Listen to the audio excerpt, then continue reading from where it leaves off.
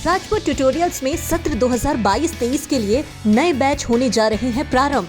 CGPSC mains 2021 short term batch 21 फरवरी 2022 से, CGPSC mains 2022 long term batch 7 मार्च 2022 से, CGPSC pre plus mains 2022 long term batch 28 फरवरी 2022 से, CGPSC prelims 2022 long term batch 7 मार्च 2022 से।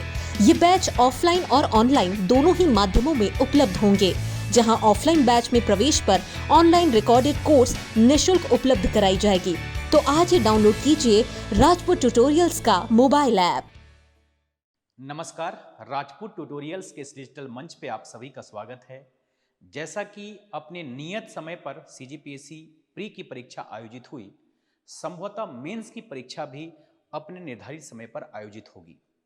अब इस परीक्षा का यदि दूसरा पड़ाव हम देखें यानी मेंस, तो इस मेंस के अंतर्गत पेपर नंबर 7 के पार्ट 1 से संबंधित 3 महत्वपूर्ण बिंदुओं पर चर्चा करने के लिए उपस्थित हुआ हूं, जिसके अंतर्गत सबसे पहला बिंदु होगा इस पेपर नंबर 7 के पार्ट 1 के सिलेबस पर, अर्थात हम विस्तार से सिलेबस पर चर्चा करेंगे, क्योंकि किसी भी विषय को पढ़ने से पूर्व उस विषय की सिलेबस की समझ बेहद जरूरी होता है। तो हम सिलेबस पर विस्तार से चर्चा करेंगे। दूसरा महत्वपूर्ण बिंदु यह है कि 2018 से लेकर 2020 तक, अर्थात प्रीवियस ईयर पेपर एनालिसिस, क्योंकि आपको मालूम है कि पेपर नंबर 7 को 2018 में इसे इस सिलेबस के अंतर्गत ऐड किया गया है। तो 2018 से लेकर अब तक यदि हम बात करें तो 3 बार मेंस हुआ है, 18, 19 और 20 में। तो इन 3 वर्ष के पेपर को हम एनालिसिस करेंगे और आगे की रणनीति तय करेंगे कि हमारी स्ट्रेटजी इस पार्ट को लेकर क्या होना चाहिए, क्योंकि हम आगे का तैयारी, आगे की रणनीति तभी तय करते हैं जब प्रीवियस ईयर पेपर में जो प्रश्न पूछे गए हैं उसका बेहतर एनालिसिस होना बेहद जरूरी है। और तीसरा और अंतिम बिंदु जो होगा आज के इस लेक्चर का, वो ये होगा कि इस आपके पार्ट से संबंधित एक प्रश्न को मैं डील करूंगा, जिसके अंतर्गत हम ये सारी बातें देखेंगे कि इस पार्ट से संबंधित मुख्य रूप से अधिनियम से संबंधित प्रावधानों को किस तरीके से आंसर राइटिंग में हमें डील करना है, इससे संबंधित प्रावधानों को हम इस लेक्चर के अंतर्गत देखेंगे। तो चलिए स्टार्ट करते हैं। सबसे पहले हम इसके अंतर्गत कुछ बेसिक चीजें हम समझते हैं, अर्थात पेपर नंबर 7 पार्ट 1 से संबंधित। जैसा कि आप सभी को मालूम है कि जो मेंस है, टोटल नंबर ऑफ पेपर जो है उसकी संख्या 7 है। 7 पेपर में फर्स्ट और सेकंड को छोड़कर 5 जो है वो जीएस का पेपर है, और पांचों जीएस के पेपर का पैटर्न लगभग एक समान है, अर्थात सभी पांचों आपके पेपर को 3 पार्ट में डिवाइड किया गया है, पार्ट 1, पार्ट 2 और पार्ट 3। ठीक है, तो मैं जो आज डिस्कस करने जा रहा हूं वो पेपर नंबर 7 के पार्ट 1 से संबंधित प्रावधानों को हम देखेंगे। जैसा कि पेपर नंबर 7 है, टोटल मार्क्स यदि पूरे पेपर का देखा जाए तो कितना होगा, 200 मार्क्स, अर्थात 200 नंबर का ये टोटल पेपर होगा। और इस आपके पूरे पेपर में यदि पार्ट 1 की हम बात करें, ठीक, तो पार्ट 1 के सिलेबस में जो है वो यह कल्याणकारी विकासात्मक कार्यक्रम एवं कानून, अर्थात welfare development program and law से संबंधित प्रावधान है। और इस पार्ट से टोटल नंबर जो मार्क्स पूछे जाएंगे उसकी संख्या कितनी आपकी, ठीक, टोटल मार्क्स जो पूछा जाएगा उसका नंबर कितना होगा, 75 होगा। अर्थात इस सभी पांचों पेपर का पैटर्न है कि फर्स्ट और थर्ड पार्ट से 75 मार्क्स के और सेकेंड पार्ट से 50 मार्क्स के प्रश्न आपके पूछे जाएंगे। ठीक है, अब इसके अंतर्गत हम अब यदि सिलेबस की बात करें, पेपर नंबर 7 पार्ट 1, ठीक है, यदि 2018 से 2020 का यदि आप अवलोकन करेंगे तो तुलनात्मक रूप से अन्य पेपर की तुलना में पेपर नंबर 7 एक चैलेंजिंग होगा। और चैलेंजिंग इसलिए भी क्योंकि हम प्रीलिम्स में इनसे संबंधित प्रावधानों, बिल्कुल आपका अधिनियम से संबंधित प्रावधान हम प्रीलिम्स में नहीं पढ़ते। बहुत सारे ऐसे सब्जेक्ट हैं जो हम प्रीलिम्स से कोरिलेट करके हम मेंस में करते हैं, लेकिन ये हमारे लिए बिल्कुल नया हो जाता है। ठीक है, तो हम सिलेबस को पहले हम समझते हैं। तो सिलेबस को यदि देखें तो इस सिलेबस को 3 भागों में बांट करके हम देखते हैं। ठीक, पूरे पेपर नंबर 7 के पार्ट 1 के सिलेबस को हम 3 भागों में डिवाइड करके देखेंगे, जिसमें सबसे पहला सामाजिक एवं महत्वपूर्ण विधान है। ठीक है, सामाजिक एवं महत्वपूर्ण विधान अर्थात सोशल इंपॉर्टेंट लेजिस्लेशन से संबंधित, जिसके अंतर्गत राष्ट्रीय स्तर के जो महत्वपूर्ण आपका इंपॉर्टेंट लेजिस्लेशन है, महत्वपूर्ण अधिनियम है, इस अधिनियम को हम देखेंगे। उसके बाद यही सोशल इंपॉर्टेंट लेजिस्लेशन छत्तीसगढ़ के संदर्भ में, अर्थात ये आपके प्रावधान को सिलेबस में ऐड करने के पीछे भी एक उद्देश्य सीधा समझ में आता है कि आप इसके पश्चात एक ब्यूरोक्रेट्स बनेंगे, आप एक प्रशासनिक अधिकारी बनेंगे। और हमारे देश में आपको मालूम है कि हमारा देश कानून से चलता है, विधि से चलता है, और प्रशासनिक अधिकारी बनने के बाद ये सारे कानून, ये सारे अधिनियम के बारे में जानना, ठीक है, बेहद जरूरी होता है। इसलिए हमें एक एडवोकेट के रूप में, एक लॉयर के रूप में नहीं, बल्कि एक ब्यूरोक्रेट्स के रूप में इस अधिनियम के बारे में हमें जानना है, ठीक है, राष्ट्रीय स्तर पर और छत्तीसगढ़ के संदर्भ में। और साथ ही साथ इसमें तीसरा इंपॉर्टेंट जो पार्ट है वो है छत्तीसगढ़ की कल्याणकारी योजनाएं, अर्थात छत्तीसगढ़ में वर्तमान में जो कल्याणकारी योजनाएं हैं, वेलफेयर स्कीम्स हैं, इसके बारे में हम इसके अंतर्गत देखेंगे। अब यदि सिलेबस वो यदि हम विस्तार से यदि देखें तो सबसे पहले सामाजिक एवं महत्वपूर्ण विधान के अंतर्गत लगभग 10 से 11 हमें अधिनियम इसके अंतर्गत कवर करना है, ठीक है। सबसे पहला है इसमें भारतीय समाज, इंडियन सोसाइटी। अब देखिए, एक सामान्य से यदि आप एक विद्यार्थी हैं तो हमें यह जानना चाहिए कि हमारे भारत की सोसाइटी कैसी है, हमारे भारत का समाज कैसा है। तो भारतीय समाज के बारे में, इंडियन सोसाइटी के बारे में हमें पढ़ना है। उसके बाद सामाजिक बदलाव के साधन के रूप में सामाजिक विधान, अर्थात जो सोशल चेंजेस हो रहे हैं, उस सोशल चेंजेस में अर्थात सामाजिक बदलाव में सोशल लेजिस्लेशन अर्थात सामाजिक विधान का कितना योगदान है, इन सारे प्रावधानों को हम समझेंगे। उसके पश्चात महत्वपूर्ण अधिनियम है मानव अधिकार संरक्षण अधिनियम 1993, ह्यूमन राइट्स प्रोटेक्शन एक्ट 1993। इसके अलावा भारतीय संविधान एवं आपराधिक विधि दंड प्रक्रिया संहिता के अंतर्गत महिलाओं को क्या प्रोटेक्शन, क्या संरक्षण दिया गया है। सिविल अधिकार संरक्षण अधिनियम 1995, अनुसूचित जाति और अनुसूचित जनजाति अत्याचार निवारण अधिनियम 1989, जिसे हम एट्रोसिटी एक्ट 1989 के नाम से जानते हैं। सूचना का अधिकार अधिनियम 2005, पर्यावरण संरक्षण अधिनियम 1986, उपभोक्ता संरक्षण अधिनियम 1986 और उपभोक्ता संरक्षण अधिनियम 2019। क्योंकि आपके सिलेबस में 1986 लिखा गया है, लेकिन आपको मालूम हो कि 1986 को रिप्लेस करके अब नया उपभोक्ता संरक्षण अधिनियम 2019 आ चुका है, तो इसको भी हमें पढ़ना है। इसके अलावा सूचना प्रौद्योगिकी अधिनियम 2000, भ्रष्टाचार निवारण अधिनियम 1988। तो इस तरीके से आपके इस सिलेबस में, अब हम सिलेबस को यदि देखें तो आपके दिमाग में याद होगा कि इतना वृहद सिलेबस है, इतने सारे अधिनियम को अपने पढ़ना है, हमारे पास टाइम भी कम है, कैसे हम कवर अप करें।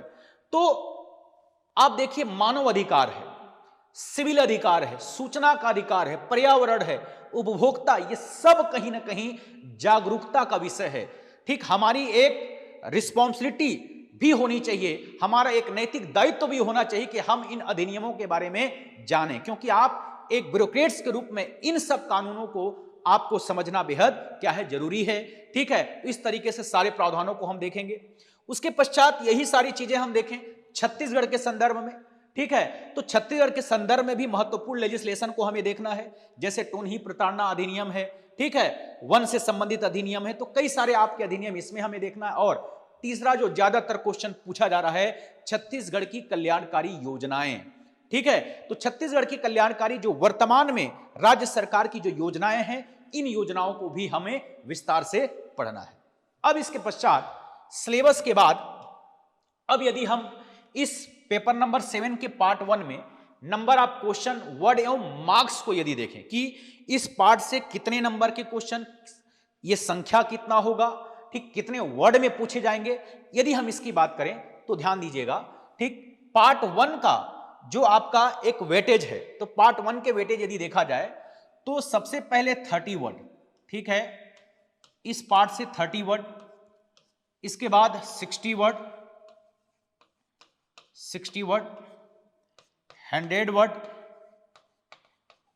वर्ड और 175 वर्ड, ठीक है, 175 वर्ड।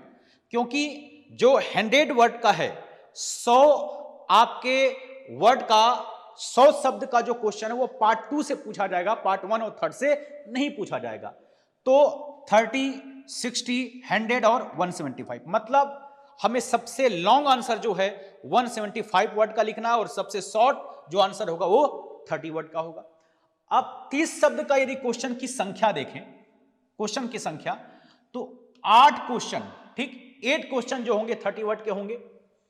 60 वर्ड के क्वेश्चन की संख्या यदि देखें तो इसकी संख्या होगी आपका कितना, 5, ठीक है, 5, 8 क्वेश्चन 30 वर्ड के, 5 क्वेश्चन आपके 60 वर्ड के, और 3 क्वेश्चन जो होगा आपका वो होगा 100 वर्ड का, और 175 वर्ड का एक क्वेश्चन आपको करना है जो आपको अथवा में दिया होगा, ठीक है, क्या आपका अथवा में दिया रहेगा।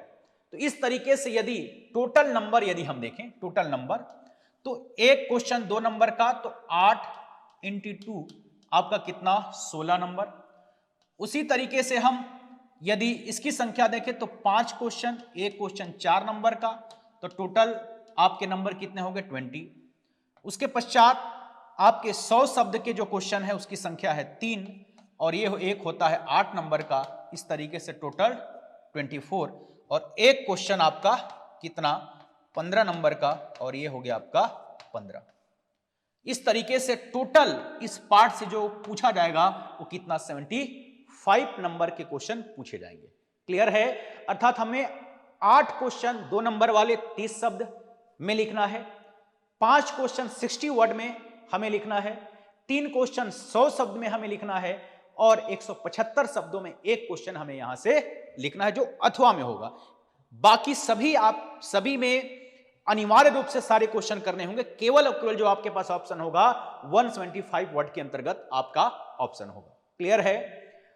अब इसके पश्चात अब यदि हम 2018, 2019 और 2020 का पेपर एनालिसिस करें जो सबसे ज्यादा जरूरी है, क्योंकि हम इन्हीं पेपरों के आपका अच्छे से अवलोकन करके आगे की रणनीति हम तय करेंगे कि हमारा जो मेंस होने वाला है उस मेंस में हम क्या स्ट्रेटेजी तय करें या किस तरीके से हम पढ़ें कि इन कम समय में हम सिलेबस को कवर करें। क्लियर है? तो इसके लिए पेपर का एनालिसिस होना बेहद जरूरी है।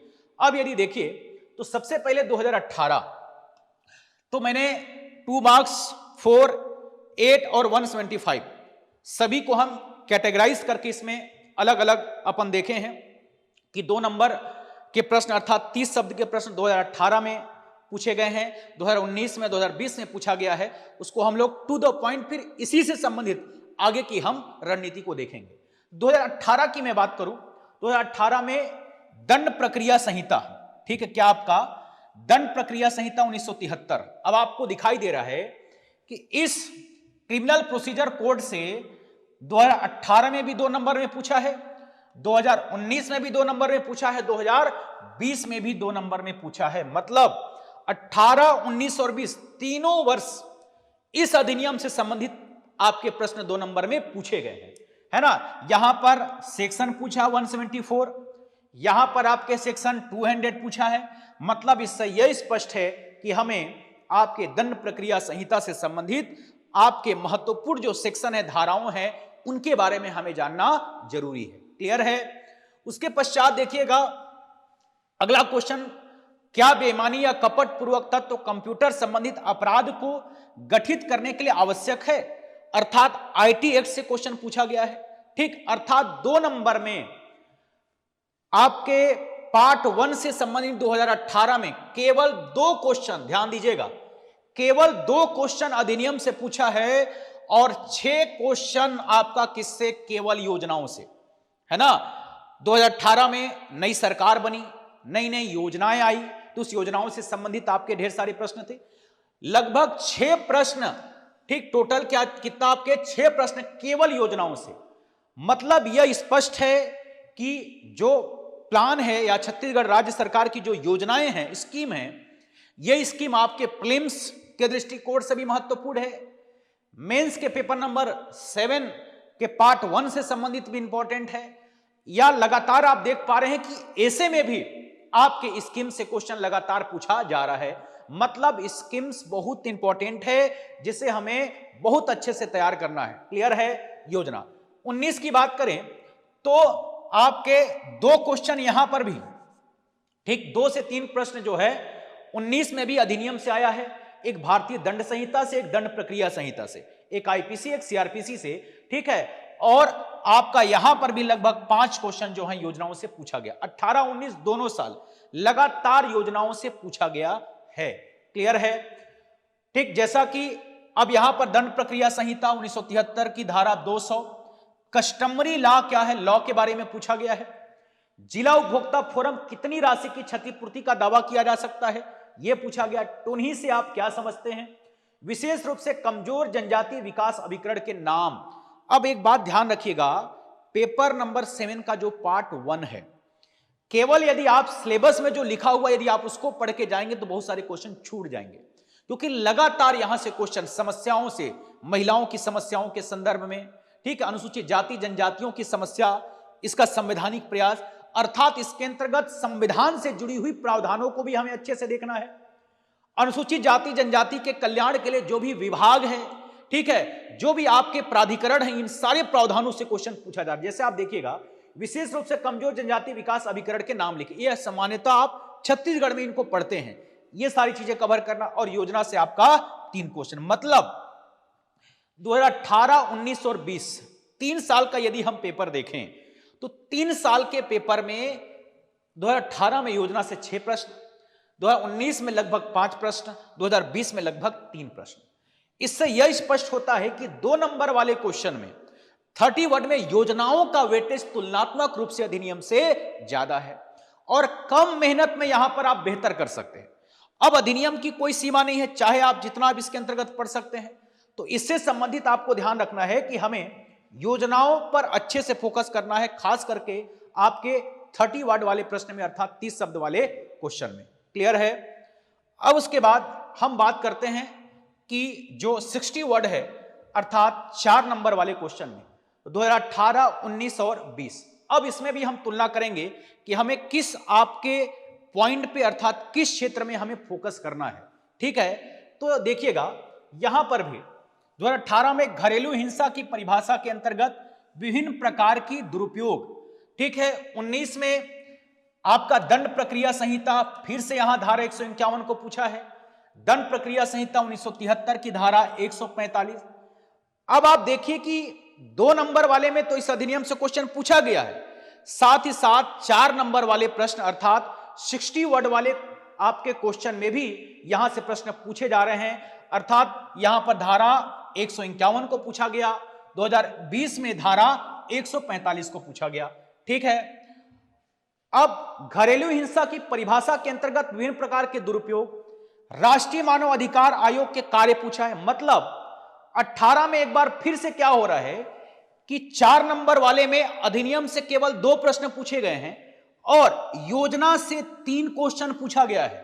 ठीक है, 2019 में भी योजना से यहां पर कितना क्वेश्चन, 3 क्वेश्चन पूछा गया है। 2020 में योजना से कितना, आपके 2 क्वेश्चन पूछे गए हैं। इससे स्पष्ट है कि हमें आपका 2 नंबर और 4 नंबर दोनों में योजनाओं का वेटेज तुलनात्मक रूप से अधिनियम से क्या है, ज्यादा है। क्लियर है? तुलनात्मक रूप से योजना से जो क्वेश्चन है, ठीक है, आपके चाहे 2 नंबर वाले में हो या 4 नंबर वाले में, दोनों में योजनाओं के क्वेश्चन का वेटेज जो है तुलनात्मक रूप से ज्यादा है। ठीक है, यहां पर ST/SC एक्ट 1989 की धारा 3 पूछा गया है। इसके बाद जो आपके सिलेबस में सामान्यता, अभी छत्तीसगढ़ भू राजस्व संहिता एक अपने आप में एक बड़ा कानून है जिसको सामान्यता पढ़ के नहीं जाते।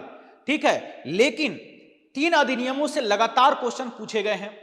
एक सिविल आपका क्रिमिनल प्रोसेस अर्थात CRPC, IPC और छत्तीसगढ़ भू राजस्व संहिता, इन तीनों अधिनियमों से लगातार क्वेश्चन पूछा गया है।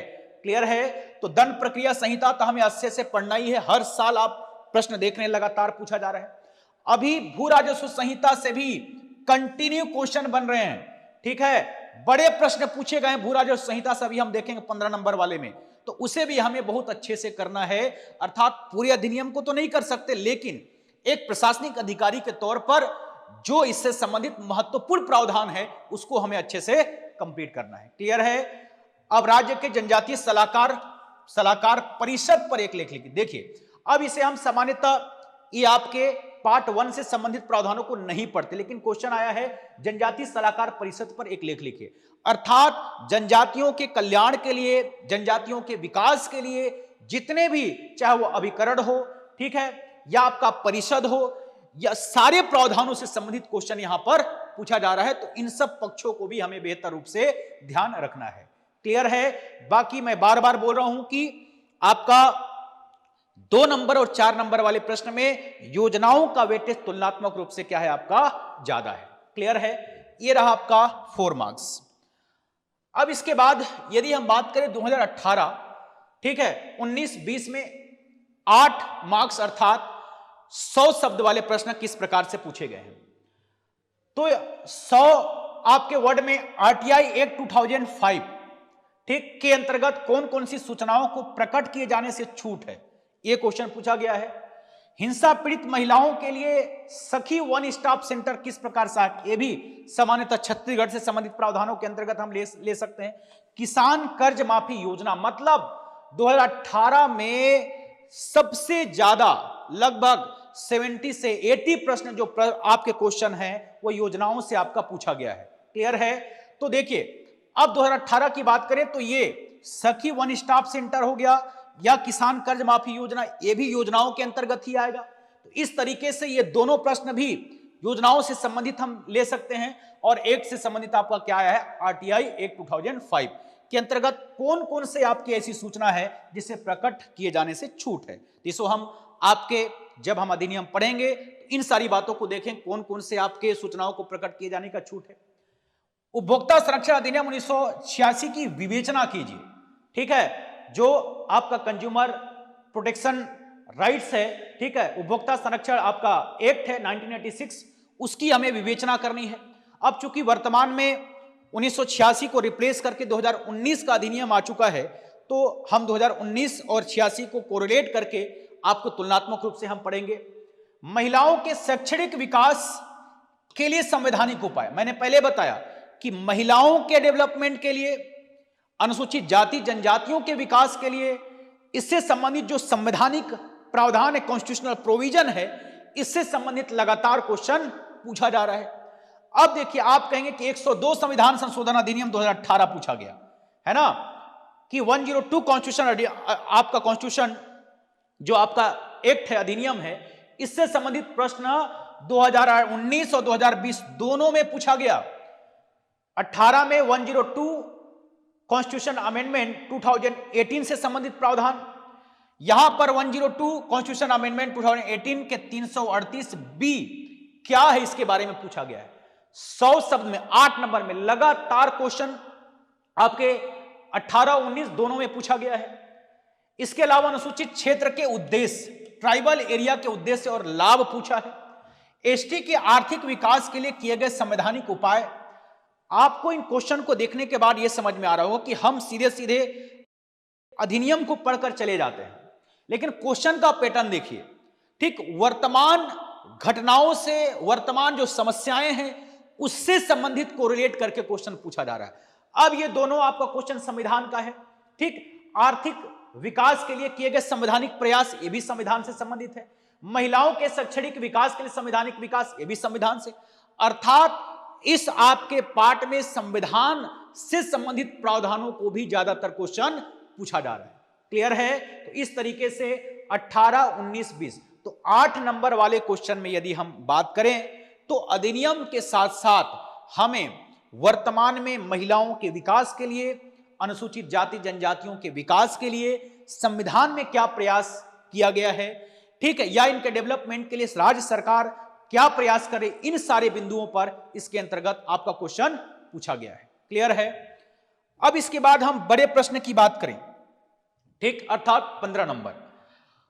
अब इसके अंतर्गत यदि हम तुलनात्मक अध्ययन करेंगे तो 2018 में एसटी एससी एक्ट 1989 के अंतर्गत पीड़ितों को कौन कौन से अधिकार, यह क्वेश्चन पूछा गया है।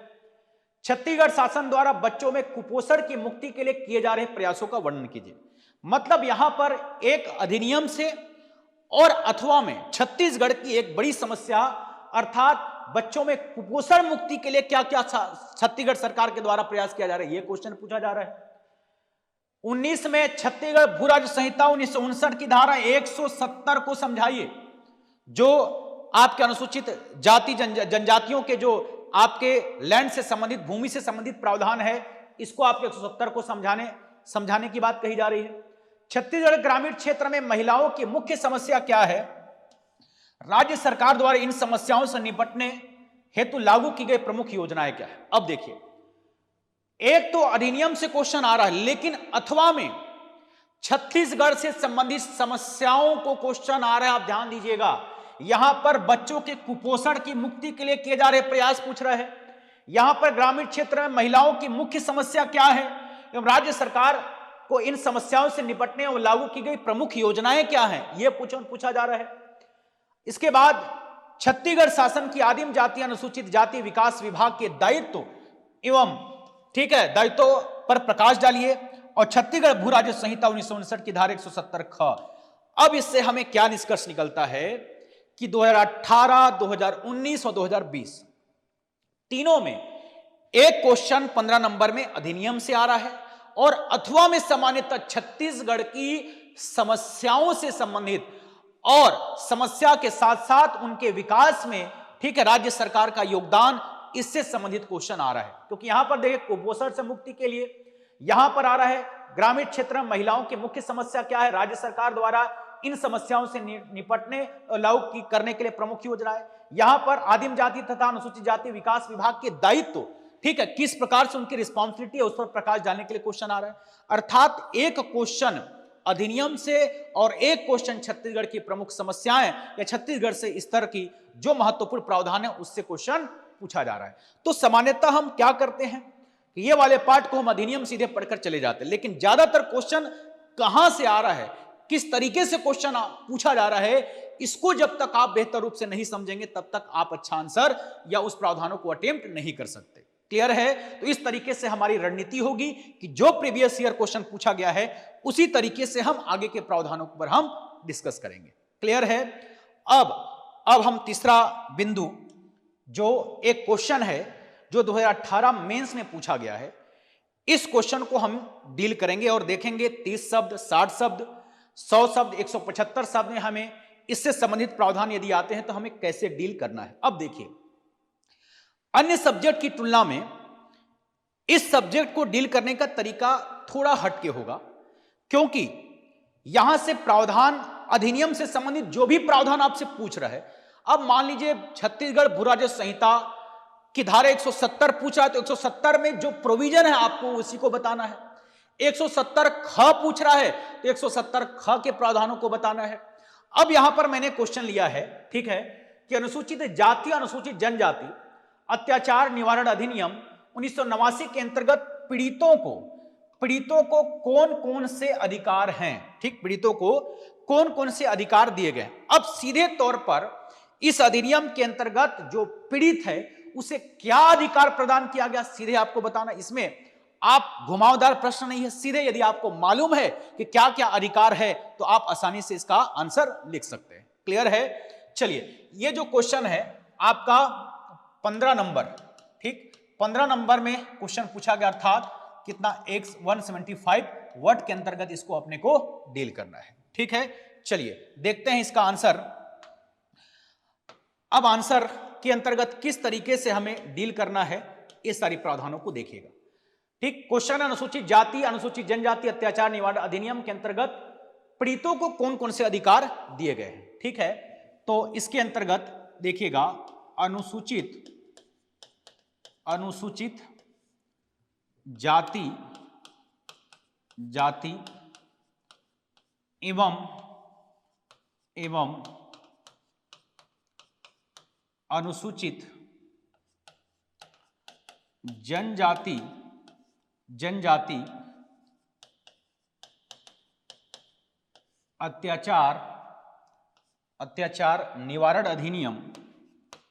अत्याचार निवारण अधिनियम 1989 के धारा 15A में, धारा 15A में पीड़ित, 15A में पीड़ित एवं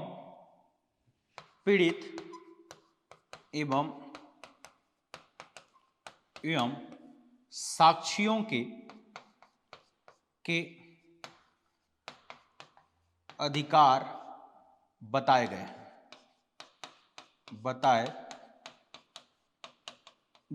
ठीक है। अब इसके अंतर्गत एक फैक्ट आपको ध्यान में रखना है, क्या आपका, ठीक, एक फैक्ट आपको बता देना है कि ये जो अधिकार है, अर्थात इस अधिनियम के अंतर्गत जो पीड़ितों के अधिकार पूछे गए हैं, तो उस अधिकार का उल्लेख किस आपके धारा में है, तो आपको धारा यहां पर बता देना है कि इसका उल्लेख कहां पर, आपका धारा 15A, और यहां पर इसको अंडरलाइन कर दीजिए कि 15A में पीड़ित एवं साक्षियों के अधिकार बताए गए। अब पीड़ित और साक्षियों के अधिकार प्राप्त बताए गए हैं जो आपका क्या, निम्न है, अब इसके अंतर्गत हम सारे अधिकारों को सिस्टमेटिक रूप से देखेंगे। ठीक, सबसे पहले हम याद करने के लिए अधिकारों को पहले लिखते हैं, उसके बाद हम एक एक करके डील करेंगे। ठीक, सबसे पहला अधिकार यदि हम देखें तो आपका सुरक्षा एवं संरक्षण का अधिकार, सुरक्षा एवं संरक्षण का अधिकार, ठीक, राइट टू सिक्योरिटी, ठीक है, एंड प्रोटेक्शन, सुरक्षा एवं संरक्षण का अधिकार। दूसरा व्यवहार का अधिकार, व्यवहार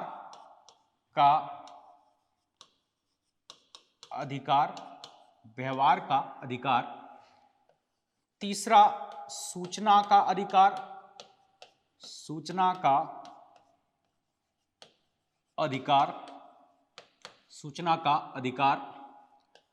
ठीक। चौथा आवेदन का अधिकार, आवेदन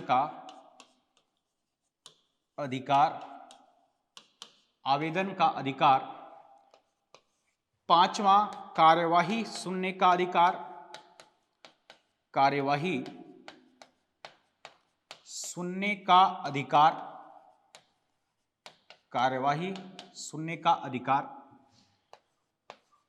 छठवां विधिक सहायता प्राप्त करने का अधिकार, विधिक सहायता प्राप्त करने का अधिकार। इसके पश्चात एफआईआर की निःशुल्क कॉपी प्राप्त करने का अधिकार, निःशुल्क कॉपी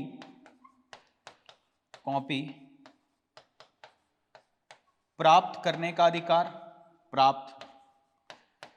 करने का अधिकार, ठीक है। इसके अलावा क्षतिपूर्ति का अधिकार, क्षतिपूर्ति का अधिकार, ठीक है। इसके अलावा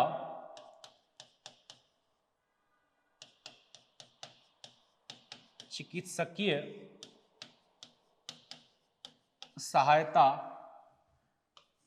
सहायता एवं भोजन,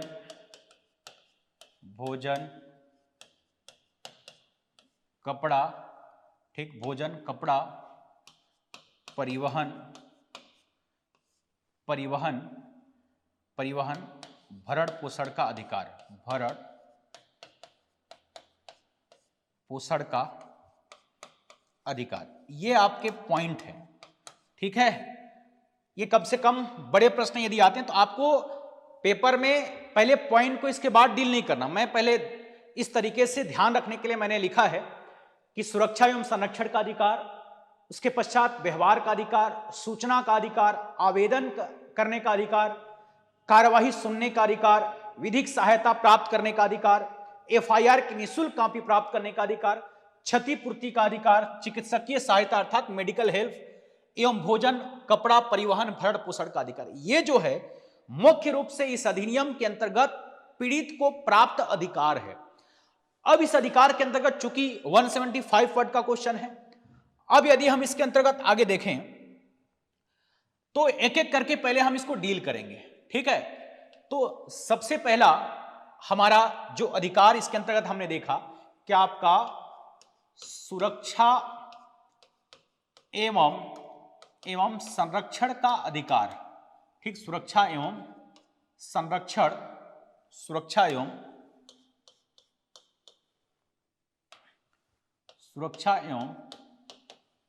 संरक्षण का अधिकार, ठीक, सुरक्षा एवं संरक्षण का अधिकार। अब सुरक्षा एवं संरक्षण के अंतर्गत क्या है, ध्यान दीजिएगा। तो इस अधिनियम के अंतर्गत, इस अधिनियम के अंतर्गत किसी भी, ठीक, किसी भी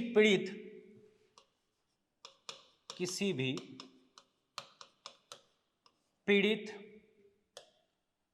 उसके आश्रित, पीड़ित उसके आश्रित एवं साक्षियों को किसी भी प्रकार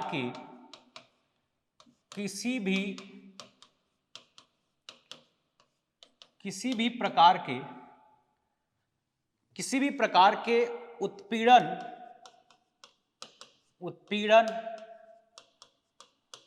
उत्प्रेरणा, हिंसा एवं हिंसा के धमकियों के विरुद्ध,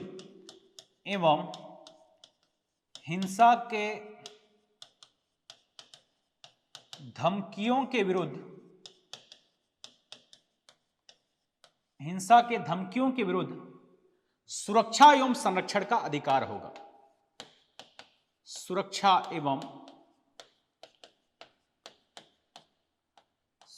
एवं संरक्षण का अधिकार होगा, ठीक।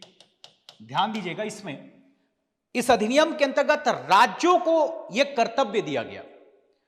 इसमें कहा गया कि राज्यों का यह कर्तव्य और उत्तरदायित्व होगा कि इस अधिनियम के अंतर्गत किसी भी प्रकार के, चाहे आपका उत्पीड़न हो, उत्प्रेरणा हो, ठीक, उत्प्रेरणा, हिंसा या हिंसा की धमकियों के विरुद्ध आपका क्या, सुरक्षा एवं संरक्षण प्राप्त करना राज्य का कर्तव्य एवं दायित्व होगा। क्लियर है। तो सबसे पहला इस अधिनियम के अंतर्गत पीड़ित का क्या आपका अधिकार है, तो सुरक्षा एवं संरक्षण का अधिकार है। अर्थात राज्यों का यह कर्तव्य और दायित्व होगा कि किसी भी प्रकार के उत्पीड़न, उत्प्रेरणा, हिंसा या हिंसा के धमकियों के विरुद्ध, ठीक है, आपका सुरक्षा एवं संरक्षण का क्या होगा, अधिकार होगा। क्लियर है। अब उसके बाद दूसरा पॉइंट, व्यवहार का अधिकार, ठीक है। अब व्यवहार के अधिकार के अंतर्गत यदि हम देखें तो व्यवहार के अधिकार के अंतर्गत मुख्य रूप से पीड़ित को या पीड़ित के साथ निष्पक्ष सम्मान एवं गरिमा के साथ व्यवहार किया जाएगा। गरिमा के साथ व्यवहार किया जाएगा, ठीक, गरिमा के साथ, पीड़ित के साथ निष्पक्ष सम्मान एवं गरिमा के साथ व्यवहार किया जाएगा, ठीक है। एवं ऐसी कोई विशेष स्थिति में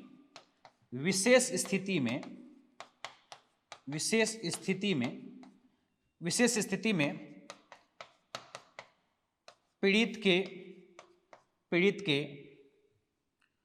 आयु या लिंग या शैक्षणिक अलाभ या शैक्षणिक अलाभ या गरीबी की स्थिति में या गरीबी की स्थिति में व्यवहार किया जाएगा, व्यवहार किया जाएगा। क्लियर है? तो इस तरीके से व्यवहार के अधिकार के अंतर्गत जो भी पीड़ित होगा उस पीड़ित के साथ निष्पक्ष, सम्मानपूर्वक एवं गरिमा के साथ उसके साथ क्या किया जाएगा, व्यवहार किया जाए। मतलब कोई भी यदि पीड़ित है इसके अंतर्गत तो कोई ऐसी व्यवहार ना किया जाए जिससे उसकी गरिमा को क्या पहुंचे, ठेस पहुंचे। तो निष्पक्ष, सम्मान एवं गरिमा के साथ व्यवहार किया जाएगा। और ऐसी कोई विशेष स्थिति में, ठीक, ऐसी कोई विशेष स्थिति में जिसमें पीड़ित के आपके जेंडर अर्थात लिंग या आयु अर्थात एज या शैक्षणिक अलाभ या गरीबी के कारण से कोई ऐसी परिस्थितियां उत्पन्न होती है तो ऐसे व्यवहार का अधिकार होगा। तो पहला आपका सुरक्षा एवं संरक्षण का अधिकार, दूसरा व्यवहार का अधिकार। उसके बाद हमने देखा, ठीक है, तीसरा बिंदु इसके अंतर्गत, तीसरा बिंदु सूचना का अधिकार। क्या है? सूचना का अधिकार। ठीक है, सूचना का अधिकार। अब इसके तहत सूचना के अधिकार से संबंधित क्या प्रावधान है देखिएगा। ठीक, किसी भी पीड़ित व उसके आश्रित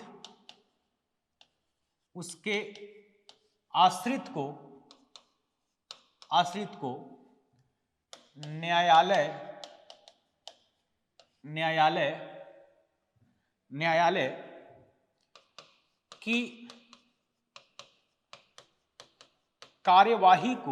की कार्यवाही को, ठीक, न्यायालय की कार्यवाही को युक्तियुक्त, ठीक है, न्यायालय की कार्यवाही को युक्तियुक्त समय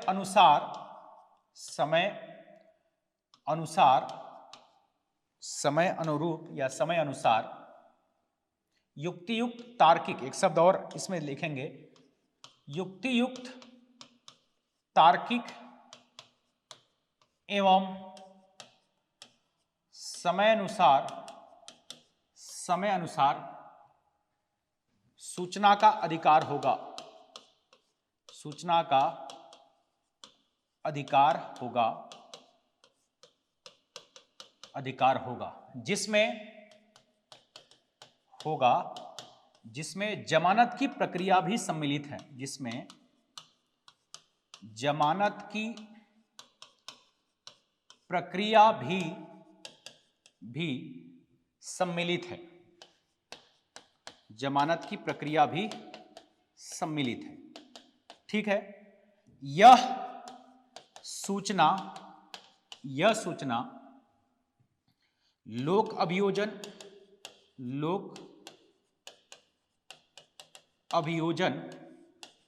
एवं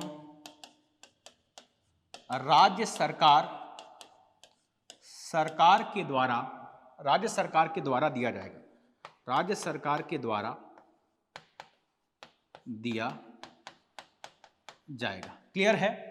तो इस तरीके से सूचना के अधिकार के अंतर्गत क्या है, कोई भी पीड़ित या उसके आश्रितों को, ठीक, इसके आश्रितों को किसी भी न्यायालय से संबंधित, ठीक है, न्यायालय से संबंधित जो भी कार्यवाही है उस कार्यवाही को युक्तियुक्त, तार्किक एवं समयबद्ध, मतलब समय पर सूचना का अधिकार होगा, जिसमें जमानत की प्रक्रिया भी क्या है, इसमें सम्मिलित है। और यह सूचना लोक अभियोजन, ठीक है, इस अधिनियम के अंतर्गत हम लोक अभियोजन को डिटेल पढ़ेंगे, प्रकार का क्या है, एडवोकेट है ये, ठीक, लोक अभियोजन और राज्य सरकार के द्वारा इसे क्या किया जाएगा, सूचित किया जाएगा। क्लियर है? तो तीसरा पॉइंट क्या है, सूचना का अधिकार, जिसमें किसी भी पीड़ित या उसके आश्रितों को इससे संबंधित, ठीक है, इस अधिनियम से संबंधित न्यायालय के द्वारा जो कार्यवाही है, न्यायालय की कार्यवाही को ठीक, युक्ति युक्त मतलब एक तरीके से जो भी उचित प्रक्रिया होगा तत्काल समय के अनुरूप अर्थात समय पर, इसीलिए इसमें कहा गया कि समयबद्ध सूचना का अधिकार उसे क्या है, उसे प्राप्त है। क्लियर है? और किसके माध्यम से? तो यह सूचना लोक अभियोजन राज्य सरकार के द्वारा क्या किया जाएगा, दिया जाएगा। क्लियर? ये तीसरा पॉइंट याद रखेंगे। इसके पश्चात चौथा बिंदु हमने देखा, ठीक है, चौथा बिंदु है आवेदन का अधिकार। आवेदन का अधिकार, ठीक है, आवेदन का अधिकार। अब आवेदन के अधिकार में भी ध्यान दीजिएगा कि इससे संबंधित जो आपका विशेष न्यायालय है, स्पेशल कोर्ट है या कोई अन्य स्पेशल कोर्ट है, को इससे संबंधित जो भी सारे जो अभी साक्ष्य हैं या समन जारी करना है, ठीक, आपके उपस्थित व्यक्तियों का परीक्षा करना है, उससे संबंधित आवेदन करने का अधिकार उनको क्या होगा, प्राप्त होगा। तो ध्यान दीजिएगा, आवेदन के अधिकार के अंतर्गत किसी भी पीड़ित व उसके आश्रित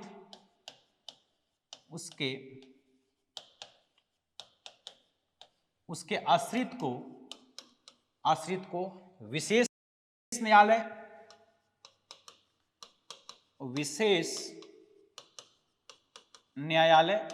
या अन्य विशेष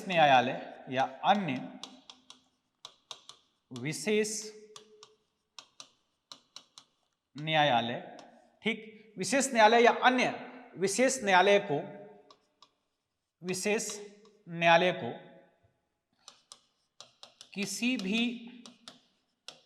किसी भी दस्तावेज अर्थात डॉक्यूमेंट, किसी भी दस्तावेज एवं सारवान साक्ष्यों को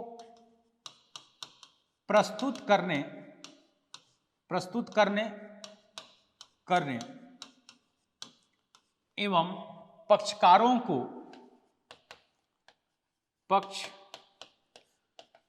पक्षकारों को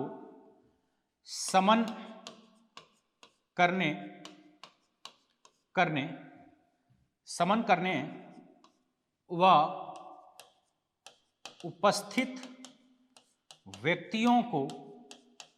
उपस्थित व्यक्तियों को परीक्षा के लिए, ठीक है, परीक्षा के लिए आवेदन का अधिकार होगा। आवेदन का अधिकार होगा। क्लियर है? आवेदन का अधिकार होगा, ठीक है। तो आवेदन के अधिकार के अंतर्गत किसी भी पीड़ित व उसके आश्रितों विशेष न्यायालय, किसी अन्य विशेष न्यायालय को किसी भी दस्तावेज एवं सारवान साक्ष्यों को प्रस्तुत करने एवं पक्षकारों को समन करने और उपस्थित व्यक्तियों को परीक्षा करने के संदर्भ में आवेदन करने का क्या होगा, अधिकार होगा। तो सिंपल भाषा में यदि हम समझें तो इससे संबंधित जो पीड़ित या उसके आश्रित है, विशेष न्यायालय या कोई अन्य विशेष न्यायालय को, ठीक है, अब इससे संबंधित कोई भी दस्तावेज प्रस्तुत करना है, साक्ष्यों को प्रस्तुत करना है, ठीक, उपस्थित व्यक्तियों का परीक्षा करना है, तो इसके संदर्भ में आवेदन करने का उसे क्या होगा, अधिकार प्राप्त होगा। क्लियर है? तो ये आपका चौथा पॉइंट याद रखेंगे। इसके बाद हम लोग पांचवा पॉइंट, ठीक, पांचवा हमने क्या देखा, कार्यवाही को सुनने का अधिकार। कार्यवाही को सुनने का अधिकार, ठीक है, कार्यवाही को सुनने का अधिकार। अब कार्यवाही को सुनने के अधिकार के अंतर्गत इसमें भी है कि किसी पीड़ित या उसके आश्रितों को, ठीक है, न्यायालय के द्वारा किसी भी कार्यवाही के संदर्भ में जो भी बहस होता है या तार्किक जो भी लिखित फाइल है, ठीक है, उसके संदर्भ में उसके पूरी कार्यवाही को सुनने का क्या होगा, अधिकार होगा। ठीक है, तो इसमें याद रखेंगे किसी भी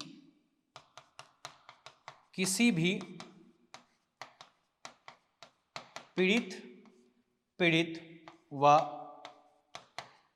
उसके आश्रितों को अधिनियम से संबंधित आश्रितों को अधिनियम से संबंधित, ठीक है, कार्यवाही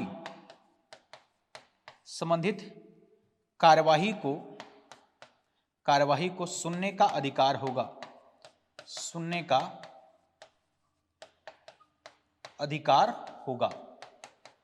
ठीक, अधिकार होगा, जिसके अंतर्गत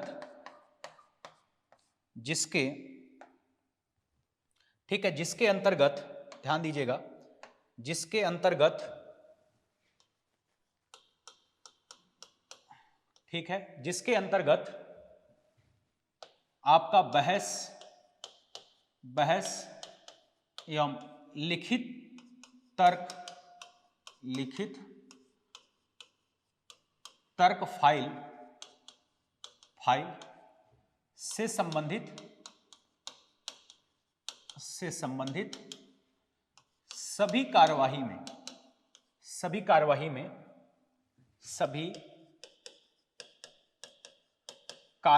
में भाग लेने का अधिकार होगा,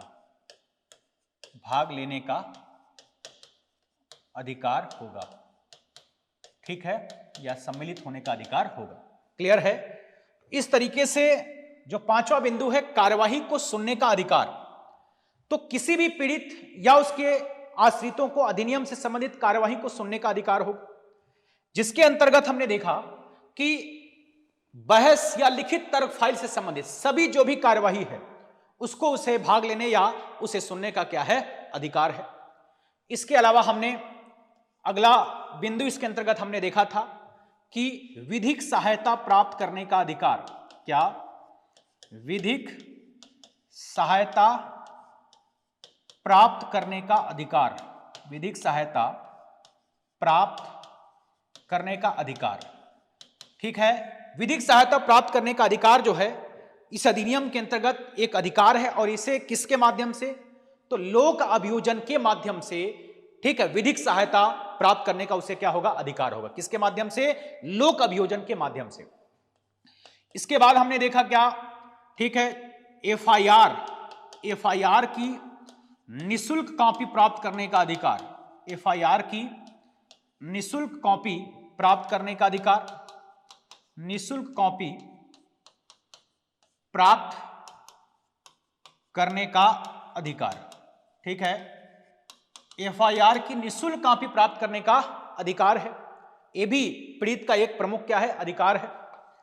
इसके अलावा इसके अंतर्गत हमने अधिकार में क्या देखा, ठीक है, आपका क्षतिपूर्ति का अधिकार, क्षतिपूर्ति का अधिकार, ठीक। इसके अलावा क्षतिपूर्ति के अधिकार, चिकित्सकीय अर्थात मेडिकल हेल्प, चिकित्सकीय सहायता, ठीक है, भोजन, कपड़ा, परिवहन एवं भरण पोषण का अधिकार, भरण पोषण का अधिकार, भरण पोषण का अधिकार। क्लियर है? तो इस तरीके से इस अधिनियम के अंतर्गत पीड़ित एवं साक्षियों को अधिकार बताए गए हैं। अब इतना प्रावधान हमने देखा तो लगभग 175 इतने प्रावधान बहुत सफिशिएंट है। और देखिए इसके अंतर्गत और भी बहुत सारे अधिकार इस अधिनियम के अंतर्गत बताया गया, लेकिन चूंकि हमारे पास वर्ड का जो है एक लिमिट है, हमारे पास जगह भी फिक्स है कि हमें 175 के लिए 17 से 20 लाइन है, तो उसी के अंतर्गत सारी चीजें को अपने को लिखना है, ठीक। तो ये सिस्टमेटिक रूप से आपको अधिकार सीधा क्वेश्चन पूछा गया है, तो आप बताइए कि 15A में, ठीक है, इनके अधिकार बताए गए हैं। टू द पॉइंट आप इसको डील करते चलें कि आपका सुरक्षा एवं संरक्षण का अधिकार, व्यवहार का अधिकार, सूचना का अधिकार, ठीक है, सूचना के अधिकार, इसके बाद कार्यवाही को सुनने का अधिकार, आवेदन का अधिकार, ठीक है, एफआईआर की निःशुल्क कॉपी प्राप्त करने का अधिकार, विधिक सहायता प्राप्त करने का अधिकार, भरण पोषण के अंतर्गत ये सारी चीजें, चिकित्सकीय सहायता, भोजन, कपड़ा, परिवहन, भरण पोषण का अधिकार, ये सारा। तो इस तरीके से यदि आप लिखेंगे तो निश्चित रूप से आपको नंबर मिलेगा। हाँ, कुछ चीजें जैसे अधिनियम से संबंधित हम क्या एकदम आम बोलचाल की भाषा में लिख देते हैं। अब ये कानून से संबंधित प्रावधान है तो कुछ कानूनी शब्दावली को आपको भी ऐड करना पड़ेगा तब जाके, क्योंकि चेक करने वाले जो भी होंगे वो एक कानून के एक विशेषज्ञ लोग होंगे। तो अपेक्षा रखते हैं कि उन कानूनी शब्दावली को भी आप कुछ मात्रा में, एकदम से नहीं करना है, लेकिन कुछ शब्दावली को आपको वहां पर रखना है। क्लियर है? तो ये था आपका क्या कि A175 वर्ड के अंतर्गत हमने इतने सारे प्रावधानों को डील किया। अब यदि हम बात करते हैं कि यदि मान लीजिए इसी में अगर क्वेश्चन आ जाता है कि इसी 30 शब्द में या 60 शब्द में या 100 शब्द के अंतर्गत यदि हमें डील करना है, तो देखिए यदि आप लॉन्ग आंसर को छोटे आंसर में अर्थात 30 में, 60 में, 100 में अगर बनाना सीख गए, क्योंकि फॉर्मेटिंग यदि आप सीख गए तो कोई भी कंटेंट हो, यदि आपसे कंटेंट मालूम है ना। आज सीजीपीएससी के अंतर्गत यूपीएससी जो एस्पिरेंट है तुलनात्मक रूप से आप पीएससी में उनका सिलेक्शन आप देख पा रहे हैं कि लगातार हो रहा है। उसके पीछे कारण यह होता है कि कंटेंट आपको भी मालूम होता है, लेकिन उनको डिलीवर करने का तरीका, उनको जो फॉर्मेटिंग है वो उनके पास बेहतर होता है। तो आपको मेंस में जो सबसे ज्यादा मायने रखता है कि आप अपने कंटेंट को सामने वालों को किस तरीके से प्रेजेंट करते हैं। प्रेजेंटेशन का तरीका ही आपको लोगों से बेहतर बनाता है। कंटेंट सबको मालूम है, लेकिन आप उसे किस प्रकार से प्रेजेंट कर रहे हैं, ये सारे। जैसे भाई इसी के अंतर्गत हमने बहुत सारे आपके क्या देखे, आपके अधिकार देखे, लेकिन इसी अधिकारों के अंतर्गत मान लीजिए 30 शब्द में यही अधिकार पूछ दिया, तो आपको जो महत्वपूर्ण अधिकार हैं उन अधिकारों को टू द पॉइंट आपको क्या करना है, बता देना है ना। इसी में मान लीजिए आपको क्या आपका 30 वर्ड में पूछ लिए, 30 वर्ड में यदि क्वेश्चन आ जाता है मान लीजिए, तो 30 वर्ड के क्वेश्चन के अंतर्गत इन्हीं आपको 4 बिंदुओं को क्या करना है, टू द पॉइंट, कि एक पॉइंट बता दीजिए कि 15A में, ठीक है, पूरा लिखने की जरूरत नहीं है, 15A में अधिकार अर्थात पीड़ित एवं साक्षियों को अधिकार बताए गए हैं जो निम्न है, और उसमें 4 से 5 आपके लाइनों को नंबर 1, नंबर 2, नंबर 3 करके लिख दीजिए। यदि 60 या 100 शब्द में क्वेश्चन आता है तो इन्हीं प्रावधानों को आप सिस्टमेटिक रूप से लिख के उसको आपको क्या करना, 3 से 4 आपके बिंदुओं को डील कर देंगे, तो ये आपका क्वेश्चन बन जाएगा। मतलब आप इतना समझिए कि आपको केवल एक लॉन्ग आंसर को 30, 60, 100 में कैसे अरेंज करना, ये सारी चीजें आपको ध्यान देना है। तो मैंने कहा कि 30 शब्द मान लीजिए पूछा तो 15A को बताइए, एक आपका फैक्ट क्या हो गया, 15A आपने बता दिया। उसके बाद आप 3 से 4 लगभग 3, कम से कम 3 आपको यदि याद है तो 3 आपके बिंदुओं अर्थात अधिकारों को यदि आप बता देंगे तो निश्चित रूप से क्वेश्चन मिले, आपका नंबर मिलेगा। वहीं पर यदि आप मान लीजिए 60 वर्ड है तो 60 वर्ड में भी आपके इस सेक्शन के साथ साथ लगभग 5 से 6 बिंदु, ठीक है, और यदि 100 शब्द आता है तो लगभग इसी तरीके से आपको 100 शब्द में भी 7 से 8 बिंदुओं को आपको क्या करना है, डील करना है ना। क्योंकि देखिए अधिनियम से संबंधित प्रावधान को सीधे जिस प्रकार से क्वेश्चन आ रहा है, यदि सेक्शन कोई पर्टिकुलर पूछ रहा है तो सेक्शन के बारे में जो प्रोविजन है उसको आपको बताना है, समझाना है, ताकि सामने चेक करने वाले को सेक्शन के बारे में पता चल जाए कि यह सेक्शन के अंतर्गत क्या प्रावधान किया गया है। क्लियर है? तो अधिनियम से संबंधित बहुत ज्यादा घुमावदार प्रश्न नहीं होते। यदि आपको प्रोविजन पता है तो निश्चित रूप से आपको प्रश्न बनेगा और आपको नंबर मिलेगा। क्लियर है? इस तरीके से ये हमारा जो प्रीवियस ईयर पे आपका क्वेश्चन पेपर एनालिसिस है, ठीक, इन सारे प्रावधानों को ध्यान में रखकर आप आगे की रणनीति तय करें, किस तरीके से हमें 2022 में जो हमें मेंस देना है उसको हम किस तरीके से पढ़ें कि हमारा ये आपका सिलेबस अच्छे से कंप्लीट हो और हमें बेहतर रिजल्ट बने। उम्मीद करता हूं कि ये सारी प्रावधान आपको बेहतर तरीके से समझ आई होगी। हमारे राजपूत ट्यूटोरियल्स के साथ जुड़ने के लिए राजपूत ट्यूटोरियल्स का मोबाइल एप्लीकेशन डाउनलोड करें और इसके अलावा अन्य जानकारी के लिए हमारे हेल्पलाइन नंबर पर संपर्क कर सकते हैं। धन्यवाद।